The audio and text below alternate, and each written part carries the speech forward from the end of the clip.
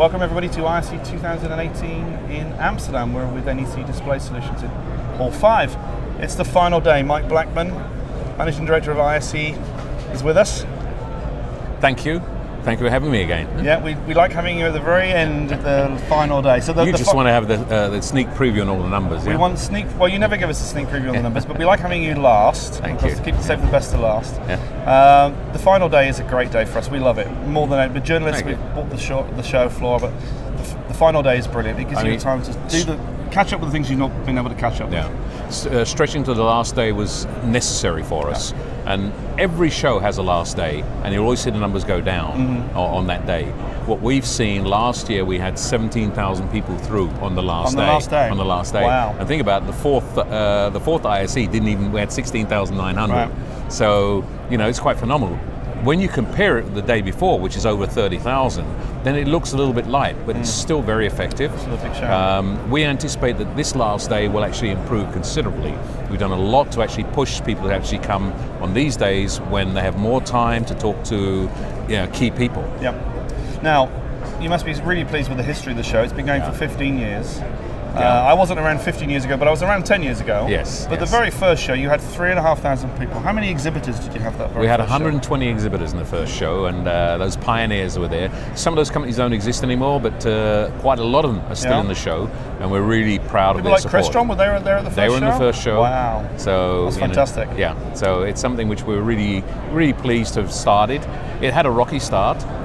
We went to Geneva, and although it was a nice venue, Geneva has it's in Europe, but it's not. So we had a lot of kickback from our European exhibitors saying we have to import our goods and export them again. Wow, really? That's interesting. Okay. So then we looked and said, okay, we need to bring this really into the European Union. And we looked around and Amsterdam just rose to the top straight away as the clear choice. And you've got such a successful relationship with Amsterdam itself, as the city, and, yes, as well. And the RAI. Yes, very much. Unbelievable. Well, we came here. Unfortunately, we couldn't come back in 2006 because the venue wasn't available. But we came back in 2007. So 2005 we came here the first time. 2006 we went to Brussels. 2007 we came back, and we've been here since. Right. And we developed developed that relationship with the RAI. And the infrastructure. You've helped with the digital signage stuff here, and you must have helped the RAI grow phenomenally. Yeah. And I'm sure that the hotel's got something to do with you guys as well. Yes, it has. I mean, not just us. There are other shows here. There was a clear requirement that they wanted to get some key hotels even closer to the venue or create additional facilities. That they've done, but we've influenced quite a lot of what goes on here. Yeah, that's fantastic.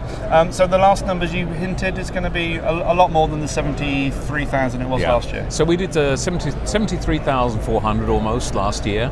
I can tell you that the final figure today, looking at the numbers, will be over 80,000. Wow.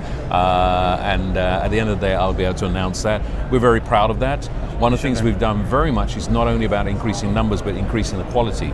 So some of that increase has been due to hosted buyer programs we put in place. NEC participates in some of those. We've had some fantastic tours coming around seeing people. So this is quite critical, and actually getting people from key positions who might not normally put it on their radar. So we have a group today, 70 CIOs from key Israeli companies here since yesterday, being taken around on tours this morning as well, having a conference here. So we actually provide content and guidance here. So and that's a lot of what we'll be doing in the future as well. That's very important. We just interviewed Invidis, Florian Rothberg, and of course his guided tours that he does in our little digital signage world are so important to the industry. People can get lost otherwise. Florian's a critical partner for us. His office is across the corridor from me, back in Munich, and we work very closely with them. And one of the things that we really benefit from is actually getting people the first time is actually showing what digital signage is about. So he's been very, very good in actually helping us on that and getting those tours, as you have as well, in terms of giving the information and informing people. Part of what we have to do as an organization is, the term I use is, if you would put us like a magazine, these companies here are the advertising.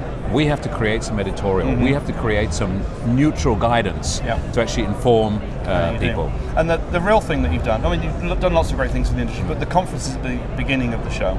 So we managed to catch the tail end of the MIT keynote, which was brilliant, and everybody said it was super fantastic. It was, yes. Super Carlo Ratti fantastic. was, I've had so many comments from people saying it's the best keynote ever because it really humanized and showed where we're going and what we can do. Yeah, that was great. Well, you're going to struggle like you've done before when we had Dr. Kaku to get a better one every single year. But the other conferences, the Smart Buildings conference. Smart Building is the growing. The VR, AR thing we heard really good things about. They're going to grow to be huge one-day conferences on their own, aren't they? We think it's our responsibility to actually identify trends in the industry, and we get that from talking to the industry. We have leading industry people in our board, in our advisory board. They count people like Stephanie Corinth from NEC, Tobias Lang from Lang. We have Pete Candil from Barco. In our advisory board, we have people from Sennheiser, from Crestron. So we represent a broad sector of the industry, giving us advice about what's important, who are you looking for as customers for the future?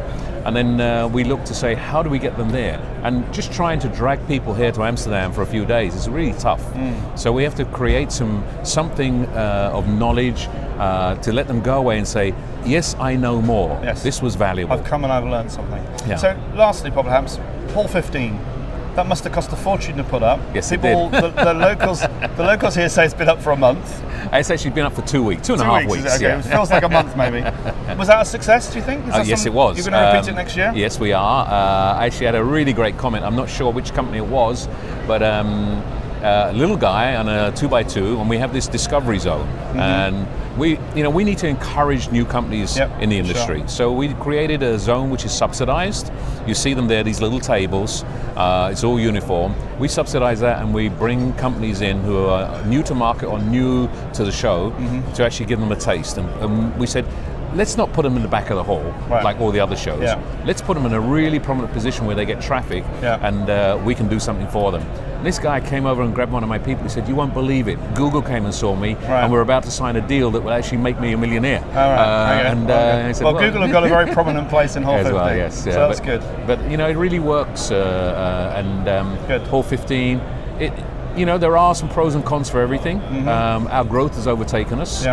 So having temporary structures is necessary to actually... Is there going to be... Hall 15, I think, surprised everybody.